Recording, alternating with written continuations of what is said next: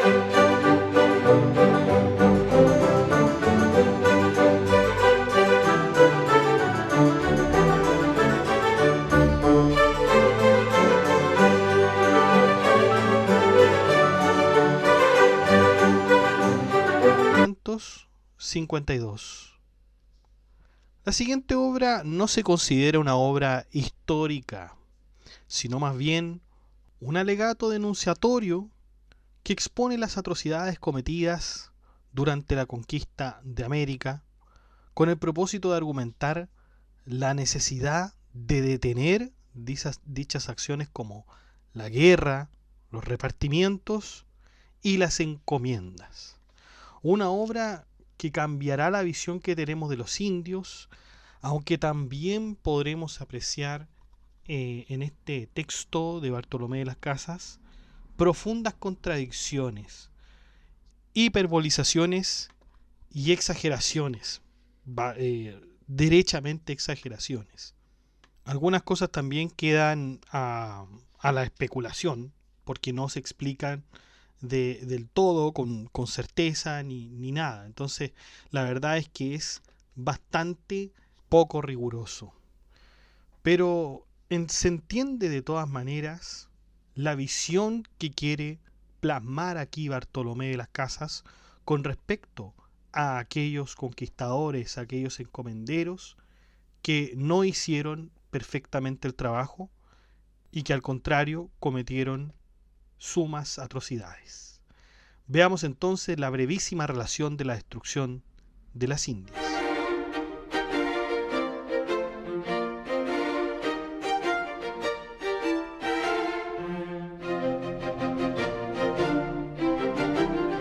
Descripción de la situación. Las Indias se descubrieron en 1492 y al año siguiente se pobló de cristianos. El principal lugar que poblaron fue la isla Española, que es hoy la parte occidental de Haití. Sus características eran que tenía un perímetro de 600 leguas. Tiene de hecho otras islas grandes alrededor, las cuales estaban pobladas y llenas de nativos. La masa continental, que está a unas 250 leguas de distancia de esta isla, es su punto más cercano. Tiene más de 10.000 leguas de costa marítima descubierta y cada día se descubren más. Hasta el año 41 parece que Dios ha colocado en esas tierras la mayor parte o la mayor cantidad de toda la humanidad. Las Casas nos dice que todas estas gentes eran obedientes, fieles a los de su gente y también a sus señores cristianos. Son delicados, frágiles, que incluso pueden morir con cualquier enfermedad. Son las que menos poseen, pero tampoco quieren poseer bienes temporales, lo que los hace gentes que no tienen soberbia, avaricia o codicia. Sus comidas son tal como la de los padres del desierto. Sus vestidos son de cuero, sus camas son encima de una estera, y cuando mucho duermen en unas como redes colgadas que en lengua de la isla española se llaman hamacas. Por sobre todo, dice Las Casas, son personas inteligentes que son aptas para recibir la fe, y nos dice que en la isla se encontraban 3 cuentos, es decir, 3 millones de indios, y que ahora no hay más de 200. Esta es una de las exageraciones que nosotros ya habíamos hablado. Hay algunos historiadores como Sherburne F. Cook y Woodrow Bora en su obra Ensayo sobre Historia de la Población, México y el Caribe, donde ellos estimaban que en la isla había 3.700.000 en el año 1496. Ahora estos historiadores son del siglo XX, no son de aquellos tiempos. Entonces ahí saque usted sus propias conclusiones. La isla de Cuba tiene la misma distancia que Valladolid hasta Roma, la cual está casi toda despoblada. La situación de otras islas no es alentadora. Existe una desolación de la isla de San Juan y Jamaica. Se indica que estas islas están en un estado de abandono o ruina. Se describen las islas Lucayas también como fértiles y hermosas. Se resalta la belleza y fertilidad de estas islas. En los primeros 40 años que estuvieron los españoles, debido a sus tiranías y acciones injustas, han muerto más de 12 millones de almas, hombres, mujeres y niños. Y sinceramente, dice Bartolomé de las Casas, creo, sin creer que me equivoco, que son más de 15 millones. ¿Y esto cómo lo hacen? De dos maneras, por medio de la guerra o por medio de la servidumbre. Las razones para cometer tales actos es simplemente conseguir oro y llenarse de riquezas a costa del trabajo de los indios. Las Casas hace recalcar que el hecho de que los indios nunca han hecho algo malo a los cristianos, todo lo contrario, los consideraron venidos del cielo. La isla española. De acuerdo con Las Casas, fue en esta isla donde se dieron las mayores destrucciones y despoblaciones. Los cristianos tomaron a las mujeres e hijos de los indios, aprovechándose de ellos, robaban sus comidas y los golpeaban. Cuando esta acción fue vista por los indios, estos comenzaron a ocultar a sus mujeres, hijos y las comidas que conseguían con esfuerzo. El caso más terrible fue uno de los capitanes cristianos que había violado a la mujer de uno de los indios. Esto no se explica quién, una especulación, pero vamos a ver que Las Casas después determina a algunos de ellos. A partir de estos hechos, los indios se enfrentaron a los cristianos con sus armas, las cuales no provocaban grandes daños y su defensa no era muy efectiva. Los cristianos respondieron con una ofensiva desproporcionada, los azotaban, les cortaban sus cabezas, les abrían las entrañas, los quemaban vivos, los atacaban con perros y les cortaban las manos. Por cada 100 indios que los cristianos mataban, los indios lograban matar a un cristiano. Nosotros ya habíamos visto de alguna manera esta institución de la ofensiva desproporcionada, que era la defensa propia, que también la habíamos visto en Santo Tomás de Aquino, y justamente Santo Tomás de Aquino decía que la defensa legítima debe ser proporcionada al daño, con tal que éste no sea, no sobrepase los límites propios de una defensa. Los reinos que había en la isla española. En esta isla habían 4 reinos y 5 reyes a los cuales casi todos obedecían debido a que algunos hombres estaban muy alejados de esos reinos. Los reinos eran los siguientes. Estaba Magua, cuya última sílaba quería decir reino de la Vega. Entran muchos ríos, dicen Las Casas, entre los que se cuentan el Ebro, el Duero y el Guadalquivir. El rey de ese reino se llama Guarionex, pacífico y obediente a los reyes de Castilla, se ofrecía a realizar trabajos para Castilla sin ningún problema. Pero todo esto terminaría cuando un mal cristiano llamado Francisco Roldán, mayordomo de Cristóbal Colón, que luego se rebelaría contra él, violara a la mujer de Guarionex. Guarionex se refugió con los ciguayos, una tribu del norte de la Española, pero los españoles lo encontraron y se lo llevaron en una nave que naufragó en el año 1502.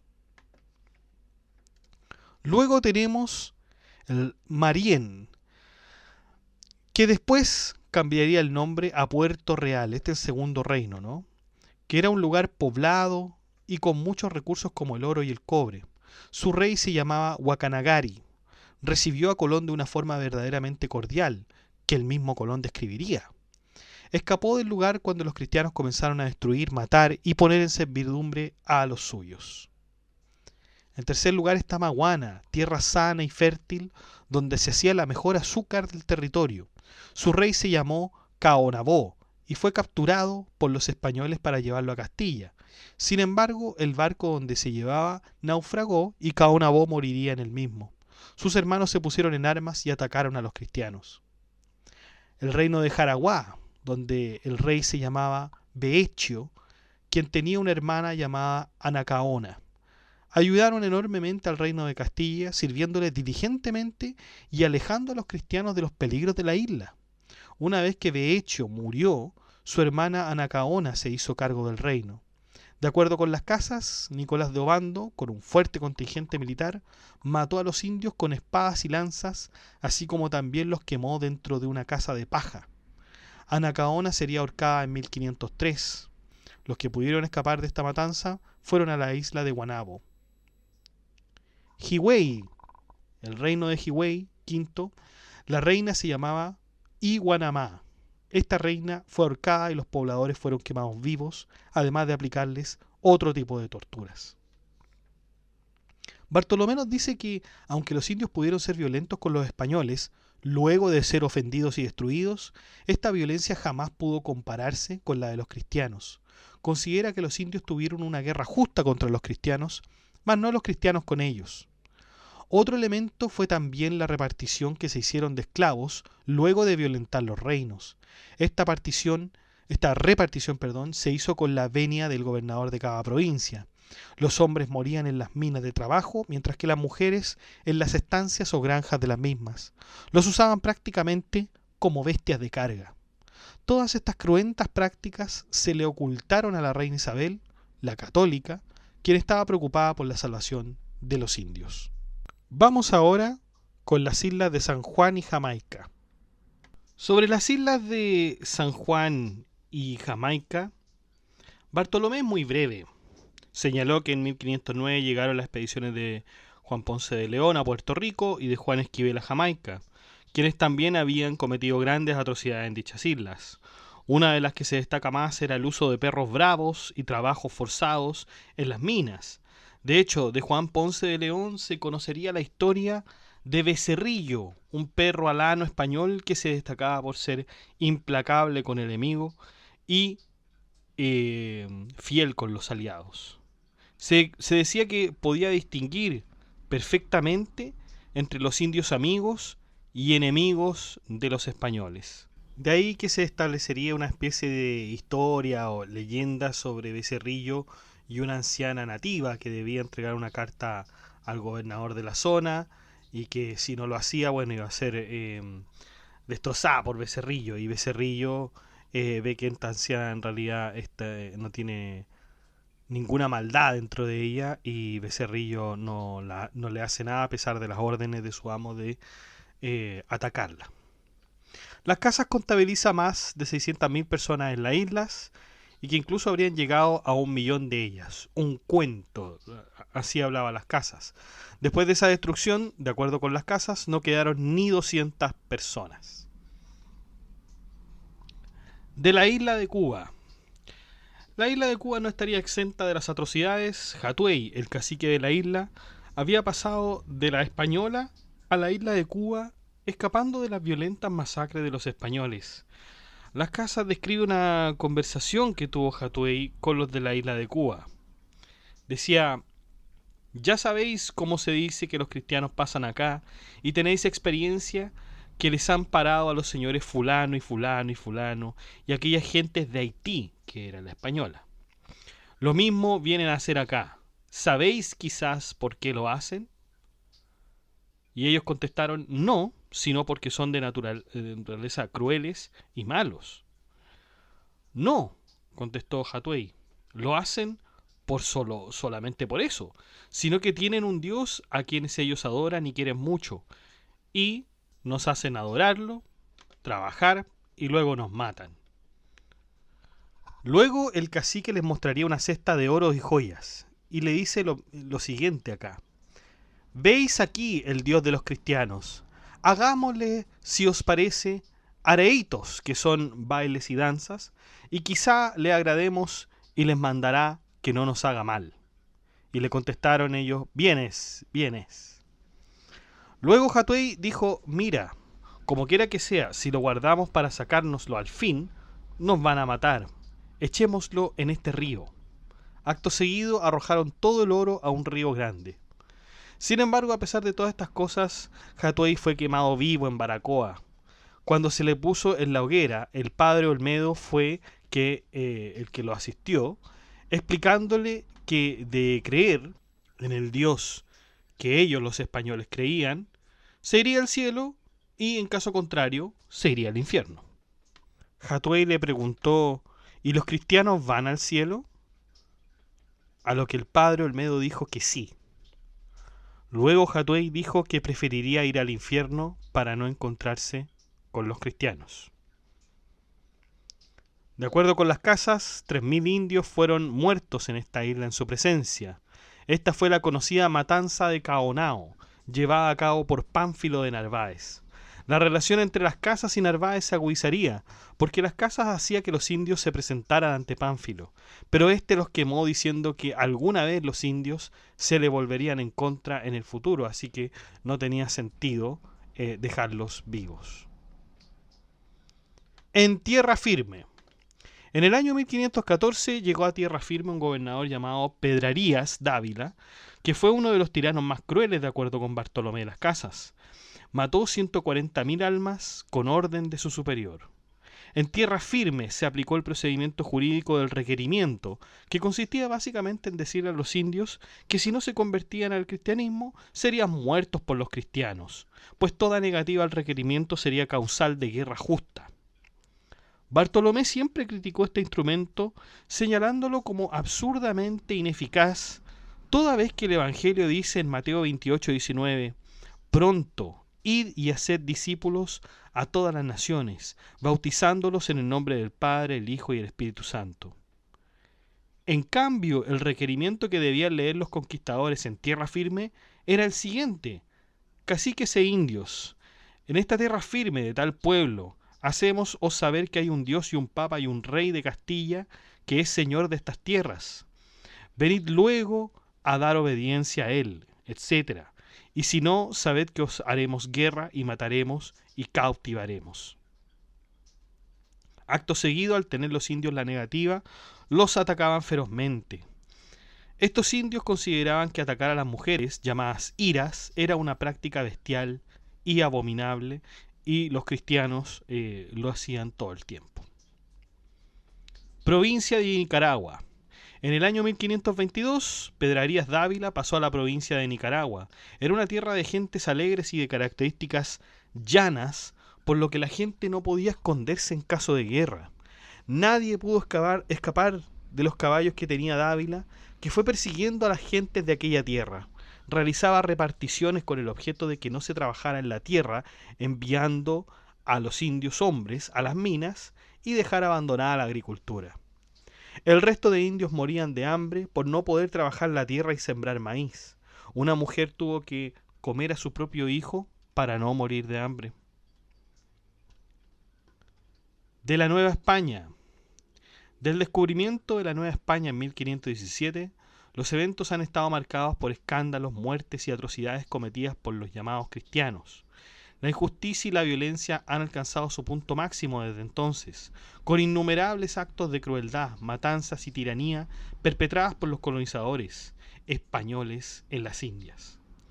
Durante 12 años, desde 1518 hasta 1530, se llevaron a cabo masacres y destrucciones en un área aproximadamente de 450 leguas alrededor de la Ciudad de México, superando en población a las ciudades más grandes de España. Los españoles causaron la muerte de millones de personas, incluyendo mujeres, niños, jóvenes y ancianos, en lo que ellos llamaron conquistas, pero que fueron condenadas como invasores violentas por la ley divina y humana. Además, continúan las opresiones y vejaciones en la tiránica servidumbre impuesta sobre los indígenas. Algo parecido pasaba en la región de Cholula. Los quemaron a todos y entre las voces de los indios se escuchó: «Oh malos hombres, ¿qué os hemos hecho? ¿Por qué nos matáis? Andad que a México iréis, donde nuestro universal Señor Moctezuma de vosotros nos hará venganza». Los conquistadores españoles perpetraron otra masacre en la ciudad de Tepeaca, donde mataron a una gran cantidad de personas de manera cruel. Luego procedieron hacia México, donde fueron recibidos con regalos y celebraciones por el rey Moctezuma. Sin embargo, los españoles lo capturaron, lo encadenaron y luego cometieron una atrocidad aún mayor al matar a miles de nobles y personas importantes de la ciudad mientras participaban en bailes y festividades. Este acto dejó a todo el imperio sumido en el dolor y la aflicción, marcando una tragedia que será recordada por generaciones. Después de presenciar la injusticia y crueldad de los conquistadores, los indios de la ciudad se levantaron en armas contra ellos. Heridos, muchos españoles lograron escapar y pusieron al rey Moctezuma a dirigirse a los indígenas para calmar la situación. Sin embargo, los indios insatisfechos decidieron elegir a otro líder y continuar la lucha. Cuando regresó el capitán español con refuerzos, se reanudaron los combates durando varios días. Ante el temor de la derrota, los españoles decidieron abandonar la ciudad. Los indios, al enterarse, llevaron a cabo una guerra justa, matando a muchos cristianos en los puentes de la laguna. Posteriormente, en el combate de la ciudad, los españoles reformados infligieron estragos en los indios, causando una gran cantidad de muertes y la quema de muchos líderes indígenas. De Cholula se dirigieron a México. El gran rey Moctezuma los recibió en persona. Los españoles, liderados por el capitán, también llegaron a México desde Cholula, donde fueron recibidos con grandes honores por Moctezuma y su corte, como ya lo habíamos dicho anteriormente. Sin embargo, los conquistadores tramaron un acto cruel durante una celebración nocturna. Este es el baile que había, la fiesta y bailes que había hablado Bartolomé de las Casas. O sea, nos está contando en detalle lo que pasó con Moctezuma. Una celebración nocturna conocida como mitote, donde masacraron a miles de nobles indígenas, sembrando el terror en la ciudad. Esta atrocidad provocó la revuelta de los nativos, quienes se levantaron contra los invasores españoles, y a pesar de un intento de pacificación por parte de Moctezuma, la situación se agravó cuando otro grupo de conquistadores regresó con refuerzos. Finalmente, tras varios intentos, los españoles lograron imponerse, causando una devastación masiva en México y extendiendo su tiranía a otras regiones como Pánuco, Tutupeque, Ipilcingo y Colima, donde cometieron atrocidades similares. La crueldad de los conquistadores dejó un rastro de destrucción y muerte que marcó profundamente a las poblaciones indígenas.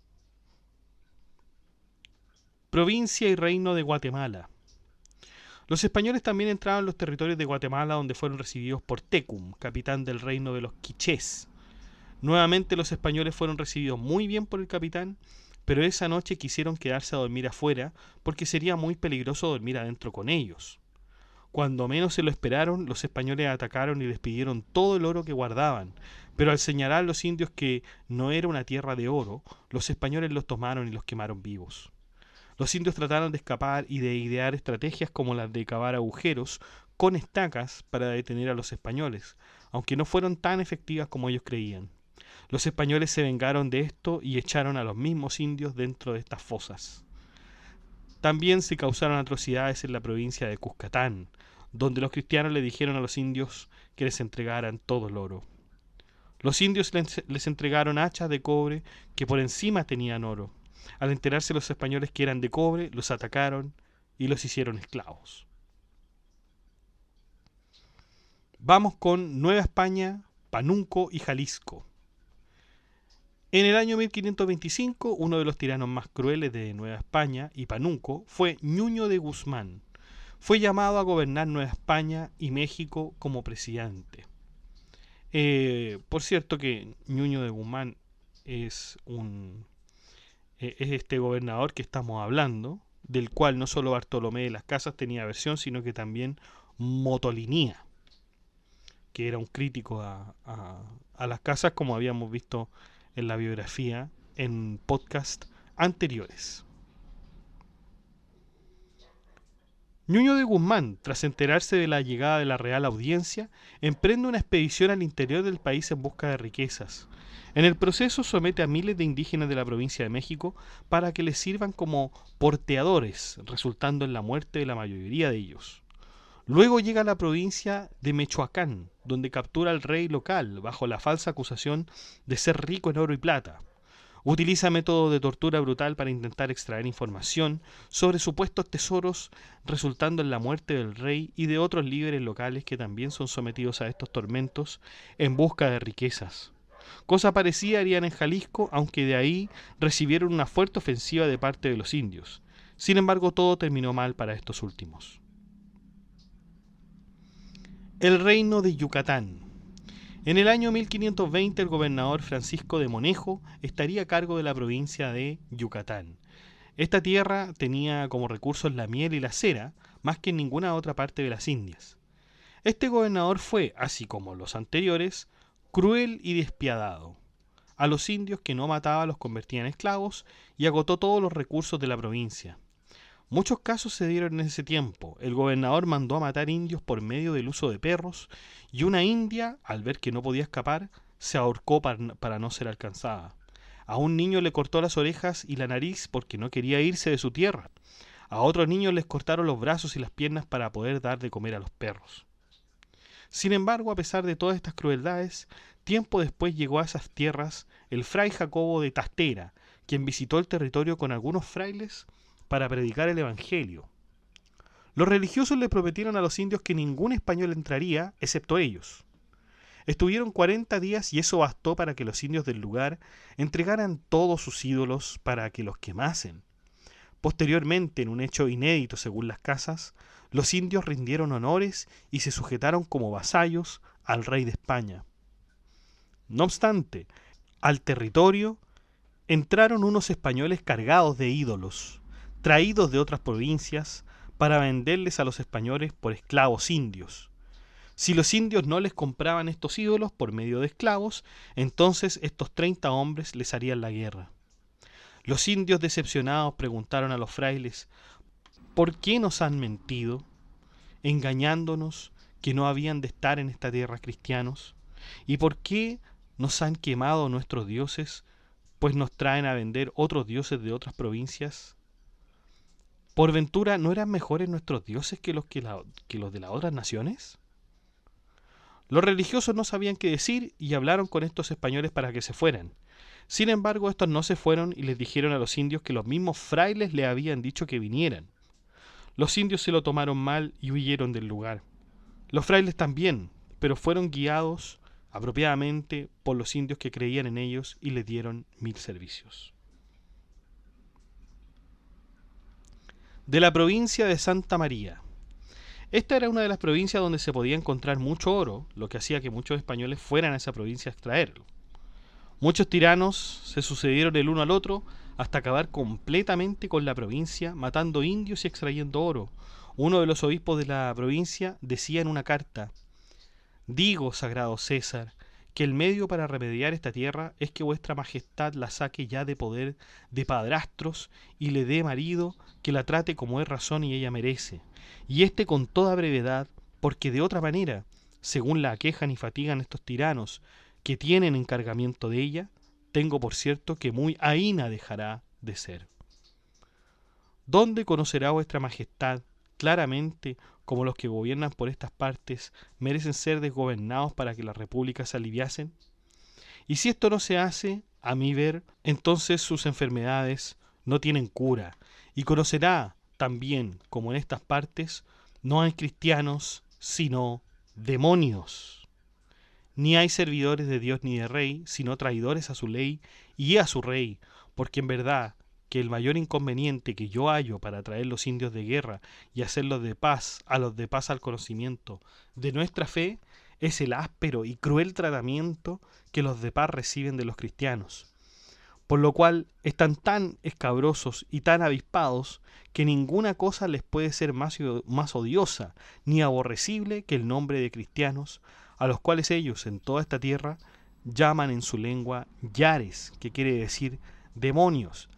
Y sin duda ellos tienen razón, porque las obras que acá obran ni son de cristianos ni de hombres que tienen uso de razón, sino de demonios, de donde nace que como los indios ven este obrar mal y tan sin piedad generalmente, así en las cabezas como en los miembros, piensan que los cristianos lo tienen por ley y es autor de ellos su Dios y su Rey.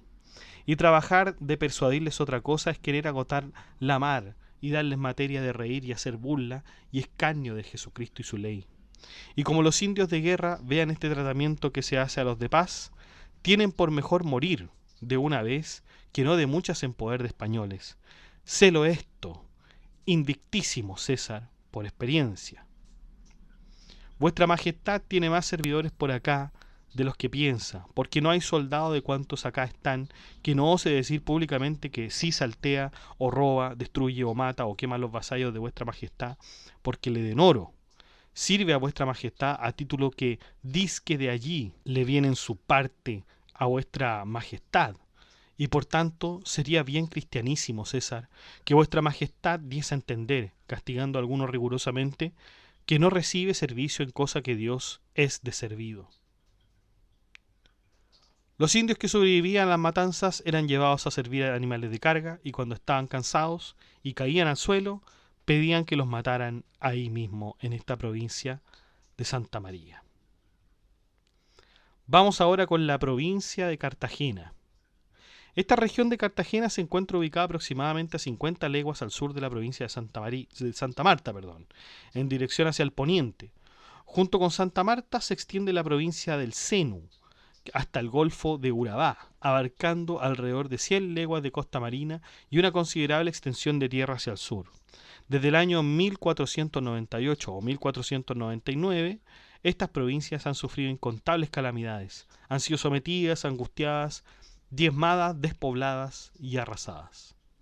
Durante este periodo, los habitantes de estas tierras han experimentado una serie de atrocidades a manos de los españoles, que han perpetrado crueles actos de violencia, muerte y saqueo. Sin embargo, por brevedad, no entraré en detalles específicos sobre los horrores que han incurrido, pues mi intención es concluir esta breve exposición sin detenerme en relatos detallados de las maldades que se han cometido aquí, así como en otras partes en la actualidad, dice Bartolomé de las Casas. Vamos con de las costas de Perla, de Paria y la isla Trinidad.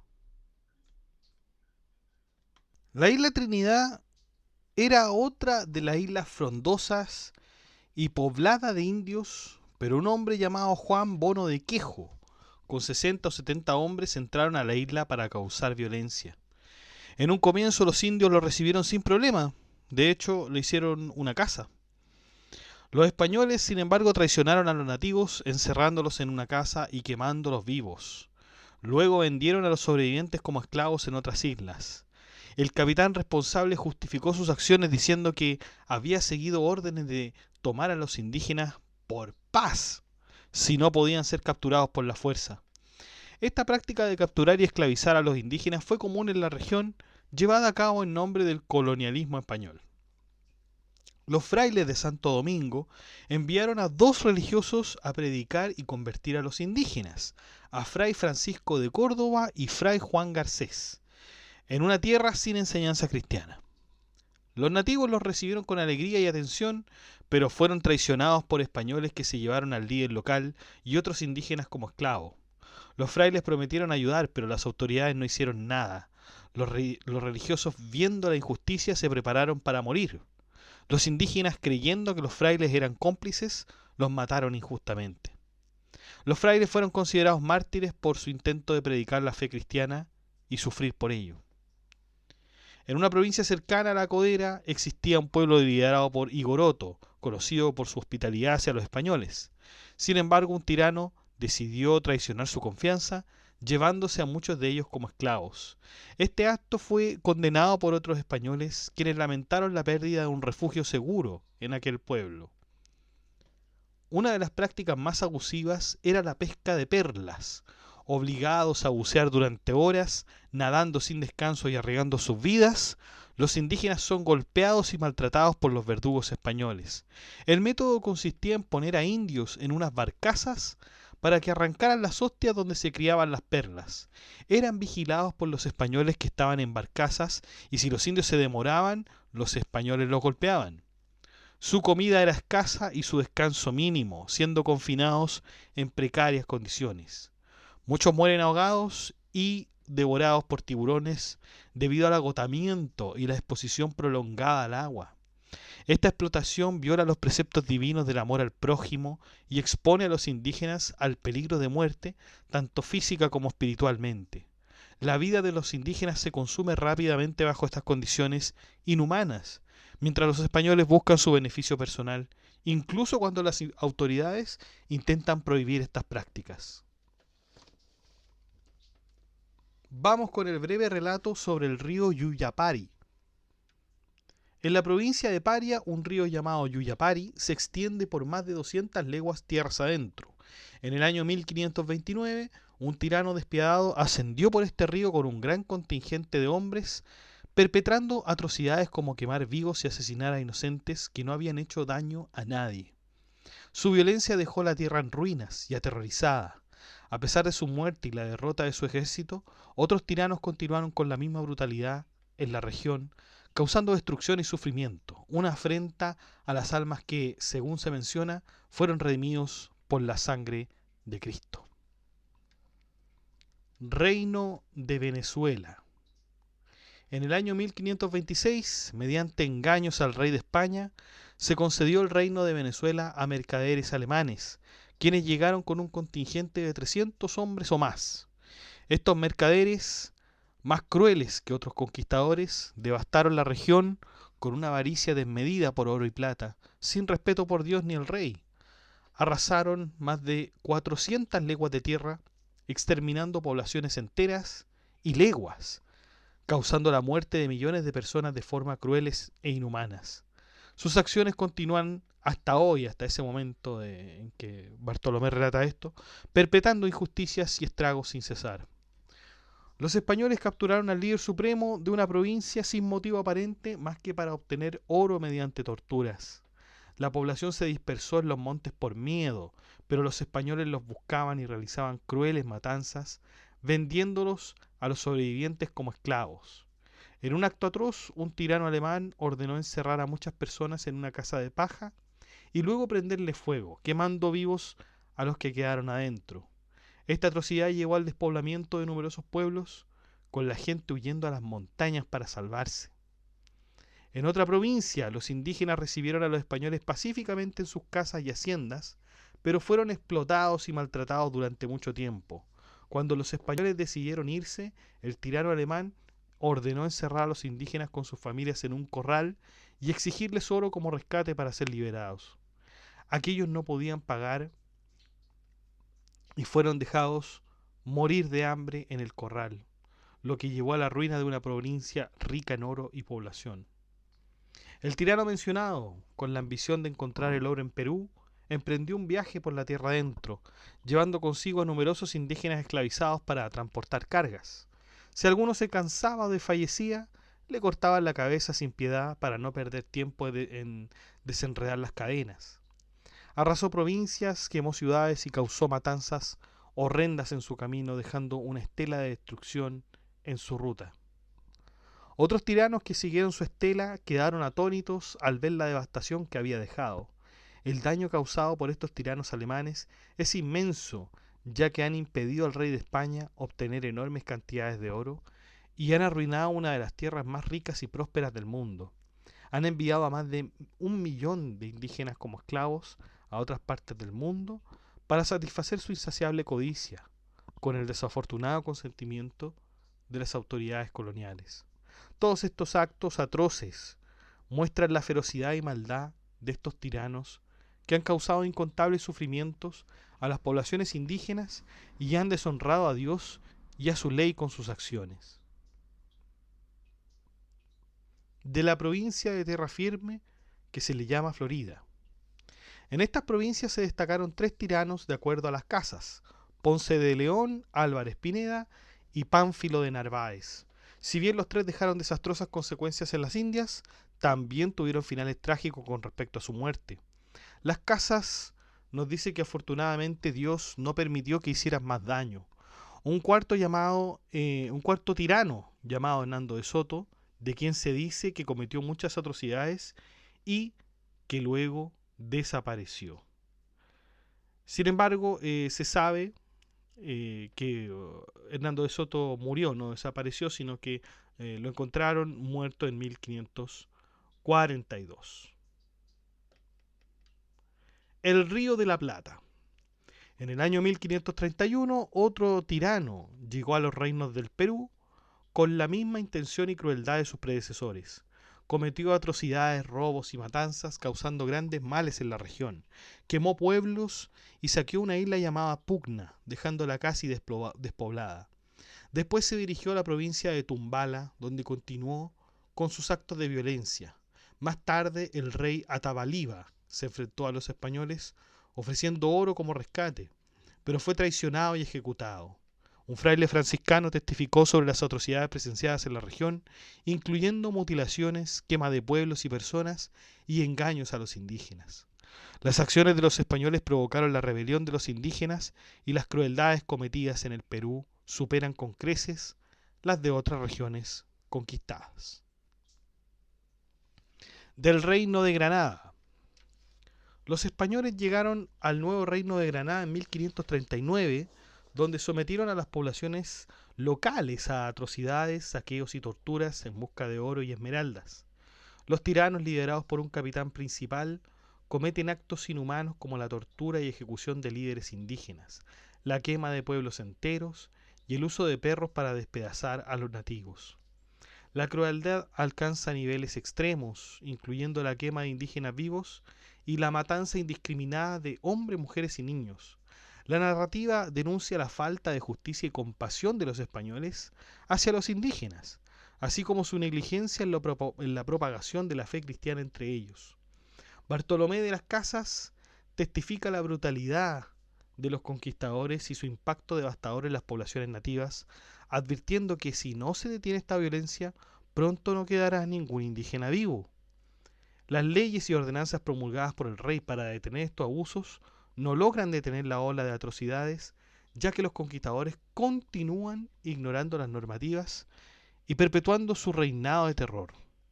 La narrativa concluye entonces con un llamado a la compasión y a la intervención divina para detener esta tragedia humanitaria en las islas.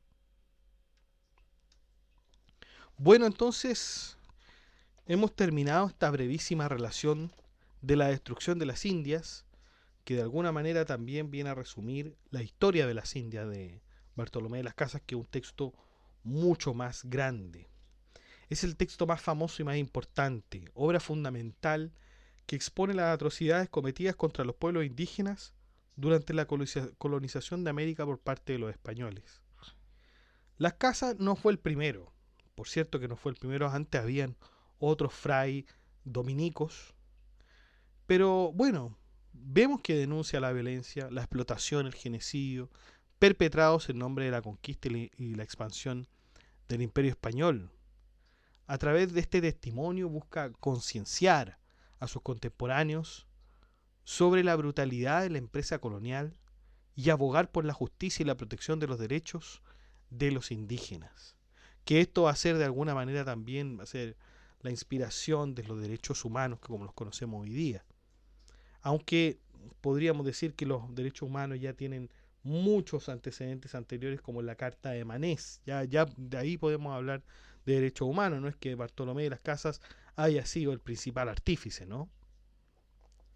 Es importante tener en cuenta que la obra de Bartolomé ha sido objeto de debate, como lo hemos dicho, creo que ya en todos los podcasts sobre Bartolomé, con la interpretación de la historia colonial española y la denominada leyenda negra.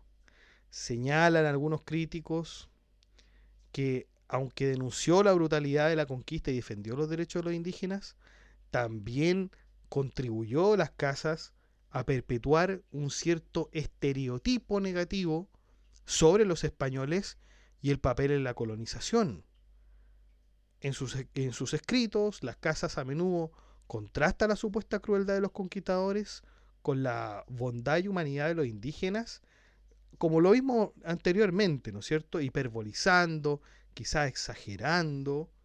Eh, y bueno, esto contribuyó a formar estos estereotipos. Sin embargo, es importante analizar su obra en contexto y reconocer tanto sus críticas válidas como las posibles imprecisiones o grandes exageraciones también en sus descripciones. ¿Ya? Fue un personaje complejo, un personaje que, claro, uno puede suponer que podrían haber sucedido atrocidades como esas, pero por supuesto que a lo mejor no todos lo hicieron, a lo mejor sí se hizo también por algunos lados el trabajo de evangelizar correctamente y que los indígenas lo hayan acogido bien, y por otro lado se hayan cometido grandes brutalidades como no solo Las Casas lo demandaba, ¿no? Esto es un aspecto que no ha terminado, muchachos, no ha terminado. Esta análisis y de alguna manera buscar o pretender entender la naturaleza del indio no es una cosa que se quedó ya con el descubrimiento y que nosotros tengamos que considerar esto como obsoleto. Todo lo contrario. Basta leer o informarse sobre el caso de la isla Sentinel del Norte, que es una isla que cae, que perteneciente al archipiélago de las Islas Andamán en el Océano Índico, ya muy cerca, obviamente, de la India. Y ha sido objeto de muchas controversias esta isla, porque fíjense que en esta isla viven unos cazadores recolectores, una comunidad originaria de cazadores recolectores de la etnia justamente Sentinel, que provienen del África, serían descendientes de los Yarawa o los Aeta, y son extremadamente agresivos, son extremadamente belicosos, viven de forma aislada de nuestra civilización. Se dice que ni siquiera dominan el fuego. Pero cuando un visitante entra, o un intruso, o lo que sea, lo reciben de muy mala manera. De muy mala manera. Se podría decir que esos son, eh, estos hombres podrían ser perfectamente, nuestros antepasados. O sea, quizás con el estudio de ellos nosotros podamos saber mucha más información de lo que ya tenemos ahora. Pero, claro, nos impide, su naturaleza agresiva impide que se haga cualquier tipo de intervención, sea científica, sea pacífica. Hay algunas noticias, en el año 2004 arrojaron flechas a un helicóptero que investigaba unos asuntos que tenían que ver con los tsunamis de Indonesia, o sea, no tenía nada que ver con ello. En el 2006 asesinaron a dos pescadores furtivos, que eran indios, que intentaron en todo caso acampar y saquear cerca de la isla.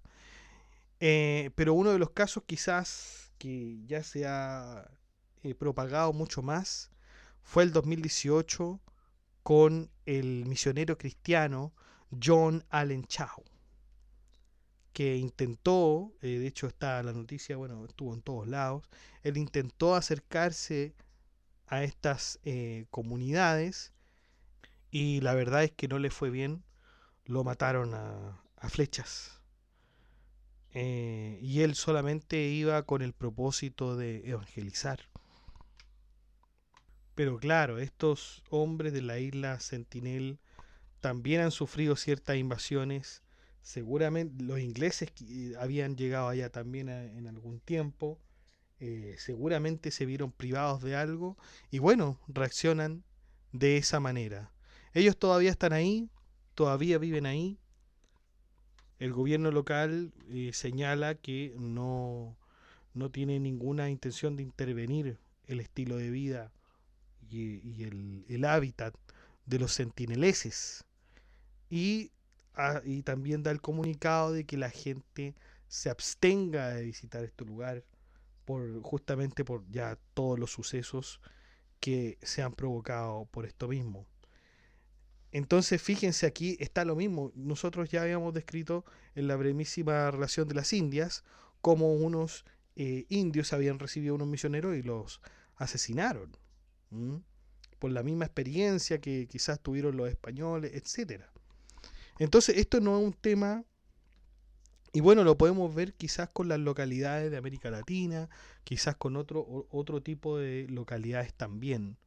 Así que no es un tema que esté tan alejado de la realidad, sino que lo tenemos. Obviamente ya es un contexto distinto, ya es un mundo absolutamente distinto de lo que fue en el que vivió Bartolomé de las Casas en el siglo, piénsenlo, en el siglo XVI. Así que la verdad es que esto sigue dando de qué hablar y sigue siendo eh, tremendamente interesante. Así que vamos a continuar con el estudio de las obras de Bartolomé de las Casas.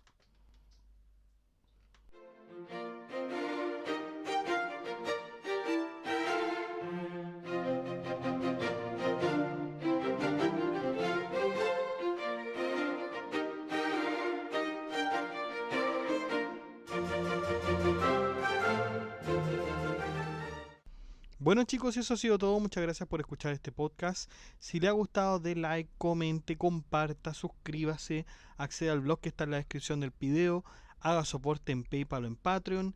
Saludamos a nuestros mecenas romanos que son Abstract Panicker y Ricardo, que colaboran con este proyecto de Filosofía Apuntes mensualmente. Un abrazo chicos, un gusto que estén acá.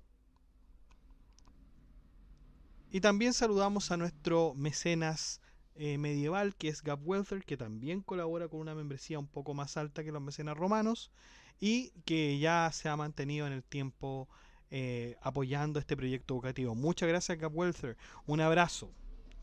Y usted también puede ser colaborador en Filosofía Apuntes inscribiéndose en las membresías que aparecen en el botón unirse de cada video. Usted presiona el botón unirse, van a aparecer 4 membresías con distintos precios y usted puede elegir el que mejor le convenga. Si no le acomoda ninguno de esos precios, de todas maneras usted puede colaborar con Filosofía Apuntes haciendo clic en el botón gracias y poner la suma que a usted más le acomode. Que estén muy bien, cuídense, chao.